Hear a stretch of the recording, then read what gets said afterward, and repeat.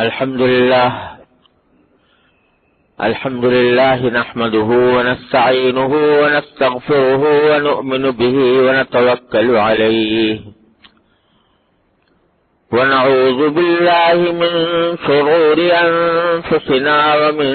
سيئات أعمالنا من يهده الله فلا مضل له ومن يضلله فلا هادي له وأشهد أن لا إله إلا الله وحده لا شريك له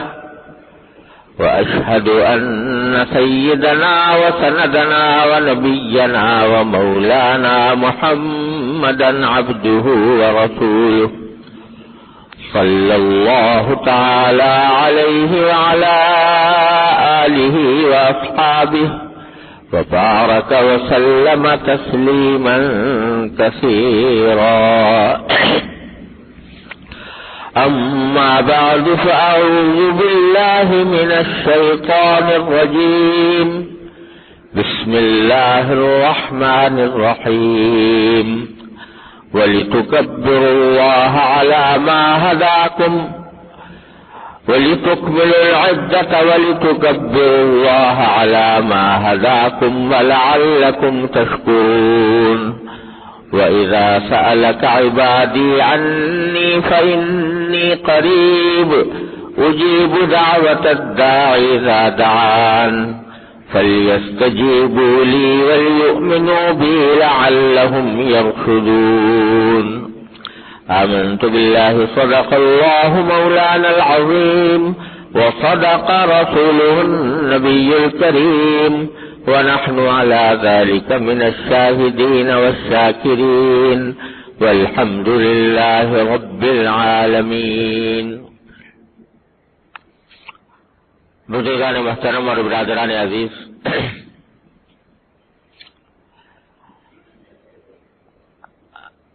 ابھی میں نے قرآن کریم کی ایک آیت آپ کے سامنے تلاوت کی ہے، اور اس کی مناسبت یہ ہے کہ یہ شوال کا مہینہ ہے جو رمضان المبارک کے فوراً بعد آتا ہے، اور قرآن کریم میں کچھ عجیب انداز سے رمضان المبارک کی تکمیل کے سلسلے میں یہ آیت نازل فرمائی ہے جو میں نے ابھی آپ کے سامنے تلاوت کی.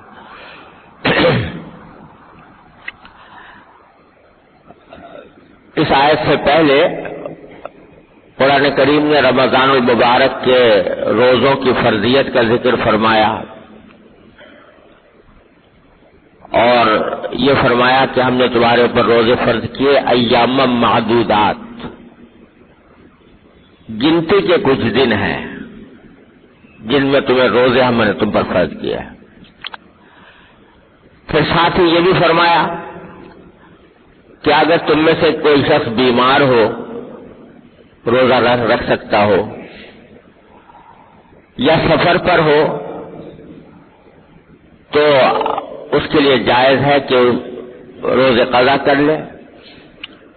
اور بعد میں جب تندرست ہو جائے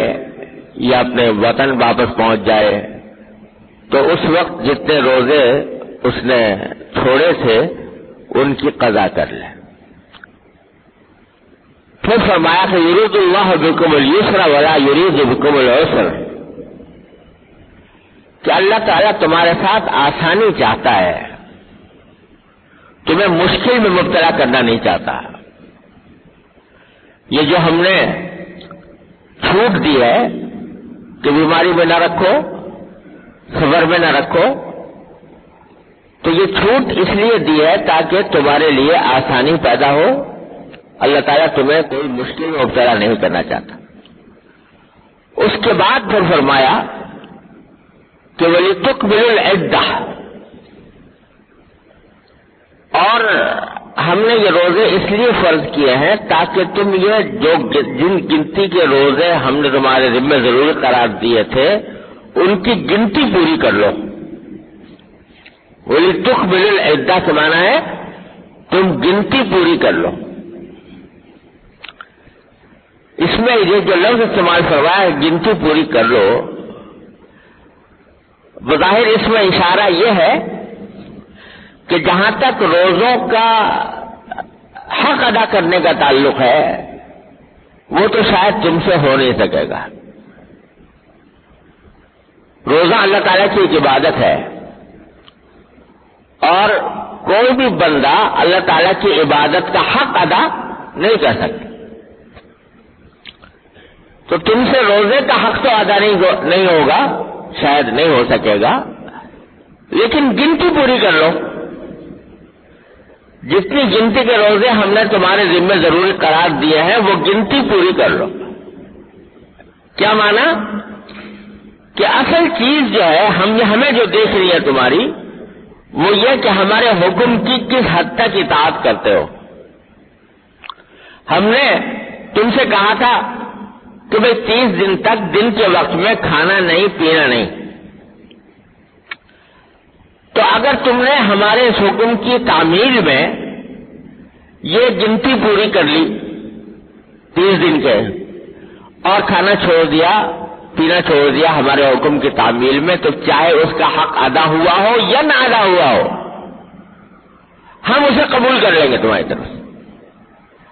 کیونکہ اللہ تعالیٰ تمہارے سے آسانی چاہتا ہے،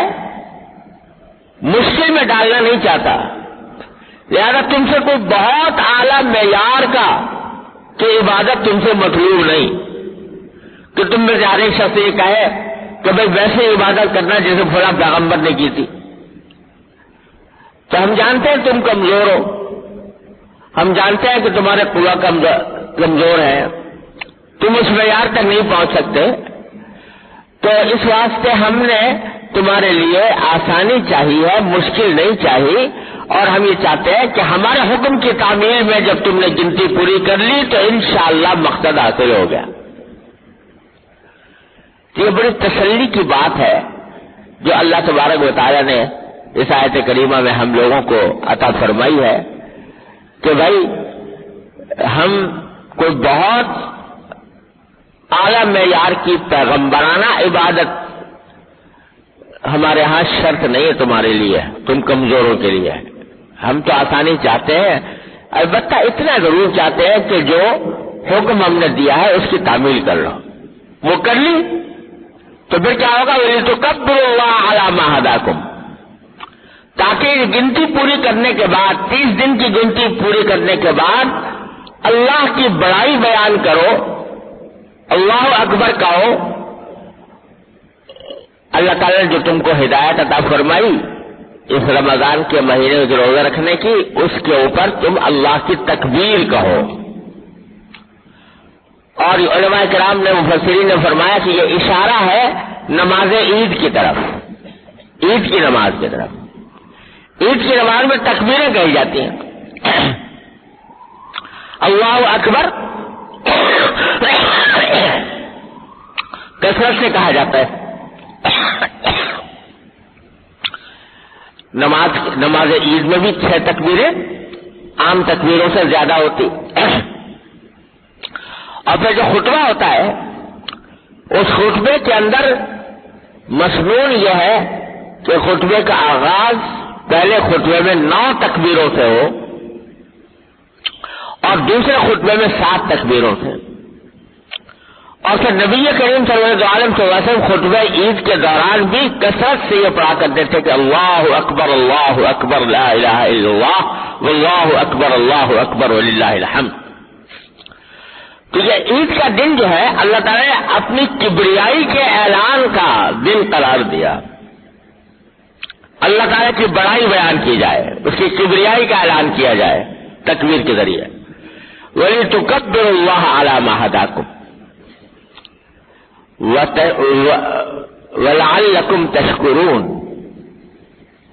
اور تاکہ تم شکر ادا کرو. یعنی شکر اس بات کا ادا کرو کہ اللہ آپ نے رمضان کا مہینہ عطا فرمایا، اے اللہ آپ نے اپنے روزوں کی توفیق عطا فرمائی، اپنے حکم کی تعمیل میں گنتی پوری کرنے کی توفیق عطا فرما دی. تو بس اس پر شکر ادا کرو، لعلکم تشکرون۔ یہ تو ذکر تھا قرآن کریم میں رمضان المبارک کی تکمیل کا ذکر تھا، جو اس خوبصورت انداز میں اللہ تبارک و تعالیٰ نے فرمایا لعلکم تشکرون۔ اس کے فوراً بعد جو آیت آئی ہے وہ بڑی معنی خیز ہے۔ رمضان کا ذکر چل رہا ہے، روزوں کا ذکر چل رہا ہے، گنتی پوری کرنے کا ذکر چل رہا ہے، نماز عید کا ذکر آ گیا اور اللہ تعالیٰ کے شکر ادا کرنے کا ذکر آ گیا۔ فوراً اللہ تعالیٰ فرماتے ہیں وَإِذَا سَأَلَكَ عِبَادِي عَنِّي فَإِنِّي قَرِيبٌ۔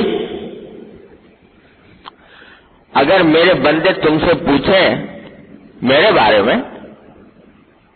تو نبی کریم صلی اللہ علیہ وسلم سے فرما رہے ہیں اللہ تعالیٰ کہ اگر تم سے پوچھیں میرے بندے میرے بارے میں تو ان کو بتا دینا کہ میں قریب ہوں، فإني قریب، اجیب دعوت الداع اذا دعان۔ جب کوئی بھی پکارنے والا مجھے پکارتا ہے تو میں اس کی بات سنتا ہوں، قبول کرتا ہوں۔ اب یہ ایک دم سے رمضان کا ذکر آتے آتے، عید کا ذکر آتے آتے فوراً اللہ تبارک و تعالیٰ نے یہ فرما دیا کہ بندے اگر میرے بارے میں پوچھو تو یہ سمجھ کہہ دینا کہ وہ قریب ہوں۔ بظاہر اشارہ اس میں اس طرف ہے کہ یہ مت سمجھنا کہ رمضان گئے تو اللہ میاں بھی گئے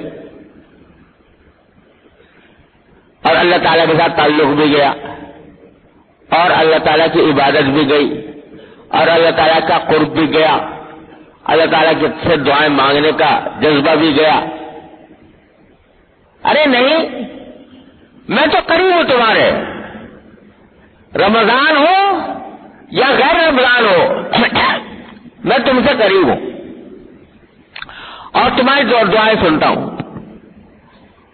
تو یہ جو ذہن میں تصور رہتا ہے کہ بھئی رمضان چلا گیا تو رمضان کے اندر جو اللہ تعالیٰ کے ساتھ ایک تعلق قائم ہوا تھا اب وہ ختم ہو گیا، اور اب ہماری اگر دعا مانگیں گے تو وہ دعائیں قبول نہیں ہوں گی معاذ اللہ، یا اب ہمیں اللہ تعالیٰ کی طرف رجوع کرنے اور اللہ تبارک و تعالیٰ کے ساتھ تعلق کو برقرار رکھنے کا اس درجہ اہتمام نہیں کرنا چاہیے جتنا رمضان میں کرتے تھے۔ تو اس غلط فہمی کا ازالہ فوراً فرما دیا کہ جب میرے بندے پوچھے میرے بارے میں تو کہتے ہیں میں قریب ہوں، میں کہیں دور نہیں گیا۔ ایسا نہیں ہے کہ رمضان میں تو قریب تھا، رمضان کے بعد دور چلا گیا، نہیں، میں قریب ہوں۔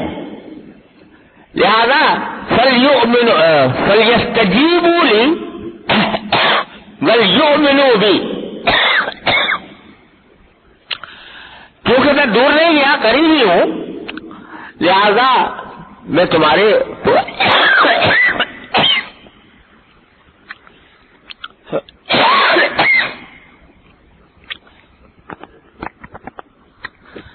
میں تمہاری دعائیں اب بھی سنوں گا۔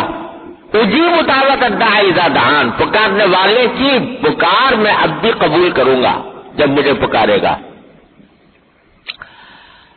تو چونکہ میں قریب ہوں اور میں اب بھی تمہاری دعائیں سنوں گا، فَلْيَسْتَجِيبُوا لِي، تو بندوں کو بھی چاہیے کہ میری بات بھی سنیں، میری بات بھی قبول کریں، یعنی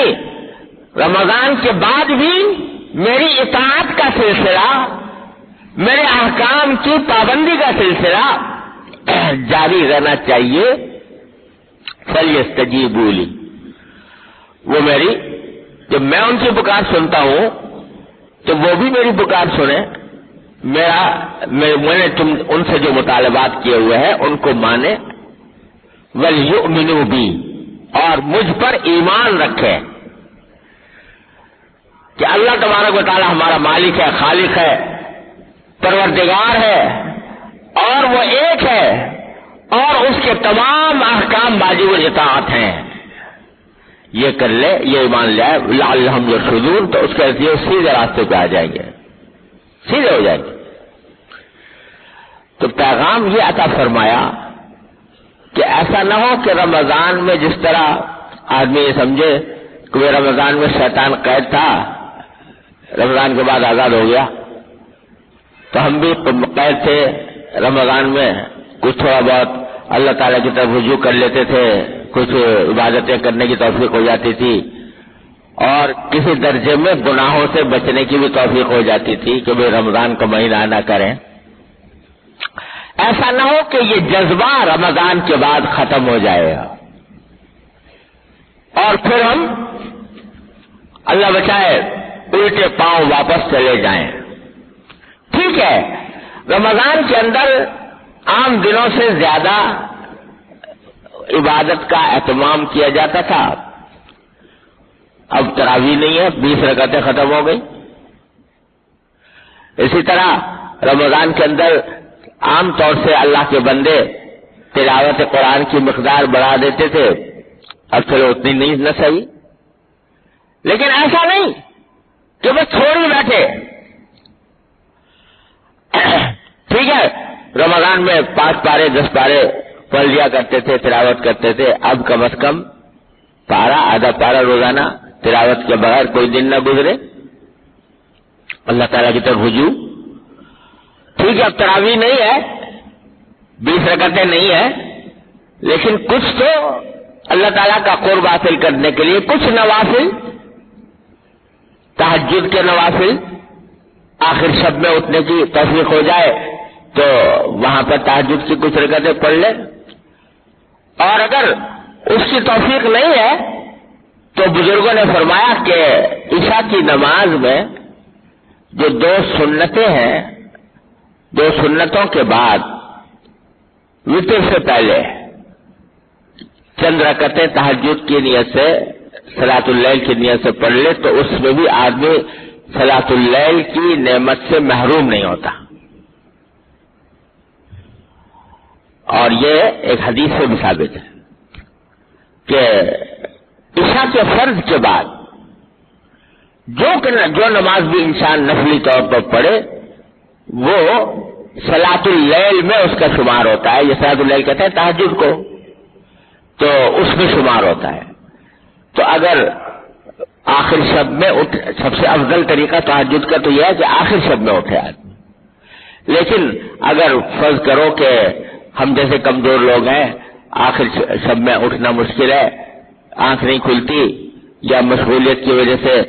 رات کو دیر ہو جاتی ہے، نیند پوری نہیں ہوتی، تو اللہ تعالیٰ نے یہ بھی آسانی پیدا فرما دی